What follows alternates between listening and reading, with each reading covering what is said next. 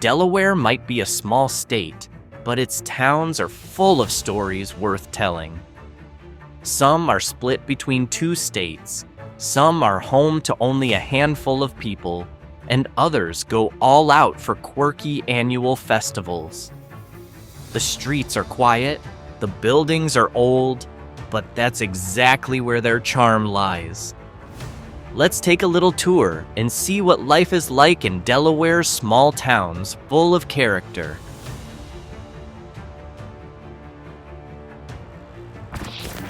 Imagine a small town in northern Delaware, home to about 13,000 people, but rich in history. Back in the 18th and 19th centuries, it was a key trade center. From a tiny port on the Smyrna River, corn and wheat were shipped to major cities via Delaware Bay. It was once known as Duck Creek Crossroads, a name that sounds like something from an old western, before being renamed Smyrna, inspired by the ancient Greek port city. Walking down the main street, you'll still see Federal and Greek Revival-style buildings from before the Civil War standing tall. The old church bell still rings every morning, as if to wake not just the townspeople, but the town's memories too. The port may be gone, but history lingers in the bricks and quiet roads, as if the town refuses to let go of its past.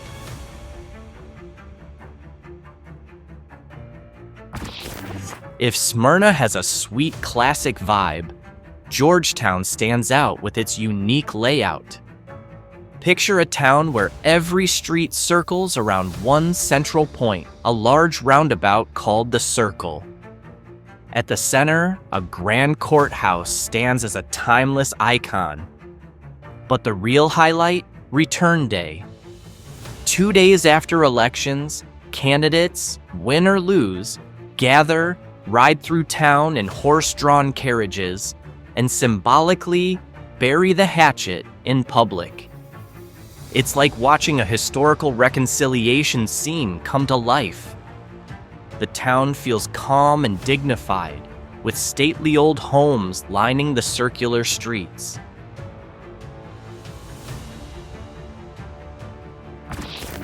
Now, let's shift to the town that can confuse your GPS, Delmar.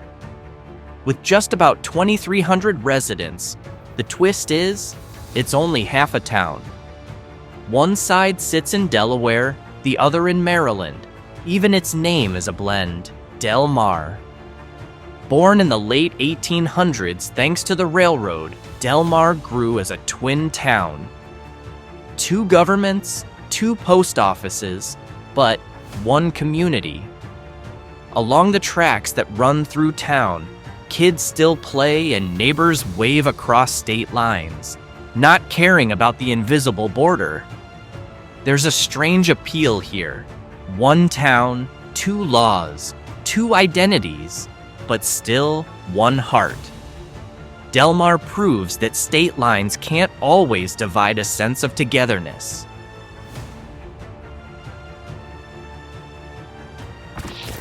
If there's a town that could be called a veteran of Sussex County, it's definitely Laurel. Founded in 1683, this town of about 4,400 people existed long before America gained independence. Back then, its economy thrived on sawmilling and farming, 2 industries that fueled life in southern Delaware for centuries. Walking through Laurel feels like stepping into a history book.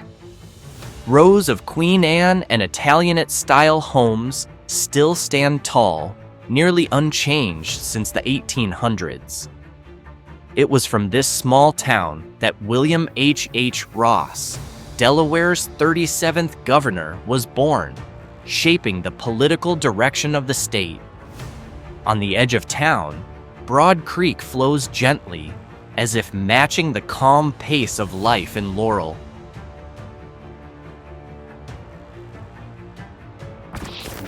Heading slightly north, we arrive in Bridgeville, a tiny town of 3,000 people that's been around since the early 1700s. don't let its size fool you. Every year, the town comes alive for the Apple Scrapple Festival. For 2 days, locals celebrate their beloved produce, sweet apples and scrapple, a traditional Delaware meat dish.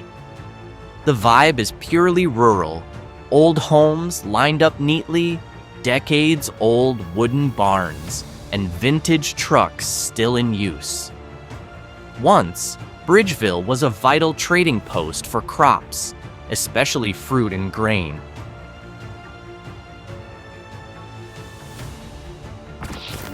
Then there's Greenwood, a small town you could miss if you blink. With a population of just around 1,200, its history dates back to the construction of the railroad in 1856.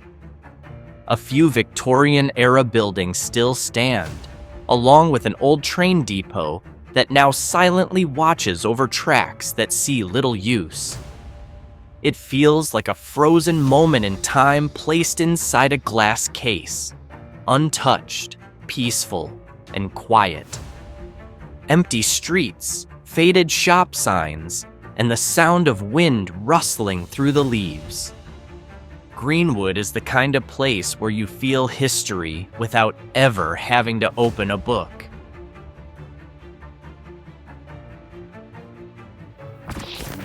When it comes to small towns with big history, Newcastle is right at the top of the list.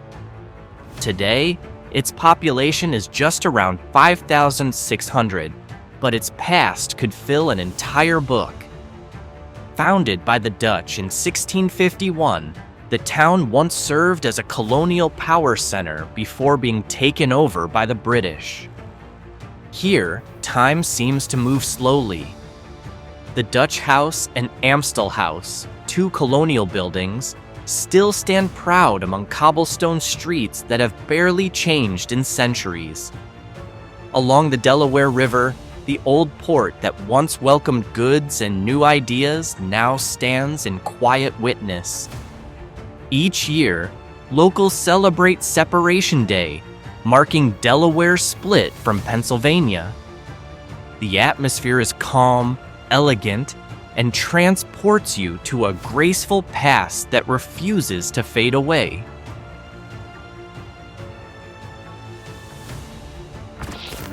If Newcastle is calm and elegant, Harrington is full of energy, at least during certain times of the year. With about 3,900 residents, this town comes alive every summer for the Delaware State Fair. Music, laughter, fried food, and livestock shows all mixed together in the state's biggest celebration. In the early 1900s, Harrington was a hub for rail and agriculture. Farmers, merchants, and travelers all crossed paths here. That small Wild West feel still lingers. Old wooden buildings, an active horse racetrack, and train tracks still cutting through the heart of town.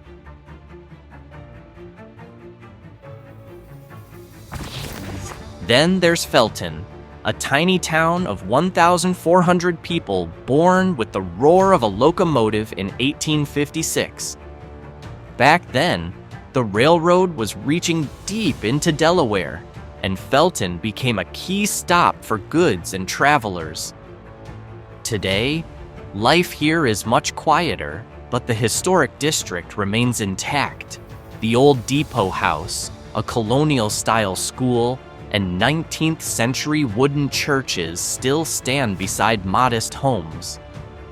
The streets are calm, but if you take a slow walk down a narrow alley or stand by the old station, there's a deep and peaceful silence you can feel.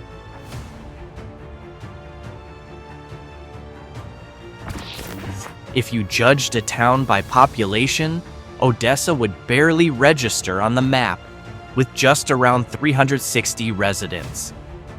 But when it comes to history, this town has a story far bigger than its size. Originally called Cantwell's Bridge, it was a key trading port in the 18th century, where agricultural goods were shipped out via the Appoquinimink River. Walking through Odessa today feels like stepping into an open-air gallery. Elegant Federal and Victorian-style mansions still stand, some centuries old. One of them is the Corbett Sharp House, built in 1774 and now a historic museum. Fall in Odessa has its own charm. Leaves scatter across old front yards. The air carries hints of earth and wood, and the river breeze seems to whisper echoes of the past, from the days when ships and merchants filled the docks.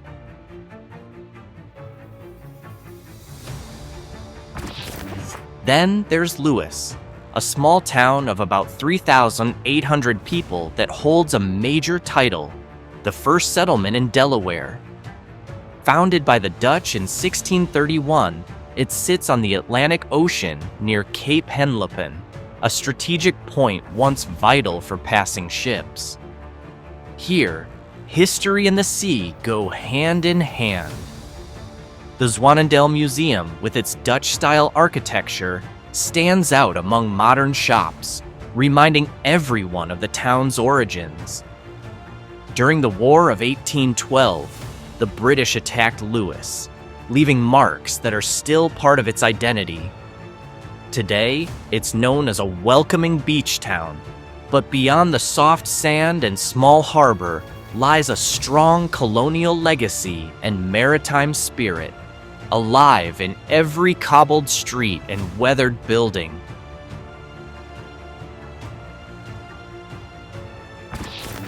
Last, we stop in Hartly, a town so tiny you could miss it with a blink while driving. Population? Just about 70 people, but don't be fooled, its history runs deep. Founded in 1734, Hartly was once an important stop along Delaware's western routes. A few 18th century buildings still stand at its center, paint peeling, wood creaking, but that's exactly where the charm lies. Hartly's main street is quiet, but its silence feels dignified. For those seeking a truly untouched rural atmosphere, free from tourist polish, Hartly is a hidden treasure. Time here seems to move a little slower, making space for the past to speak.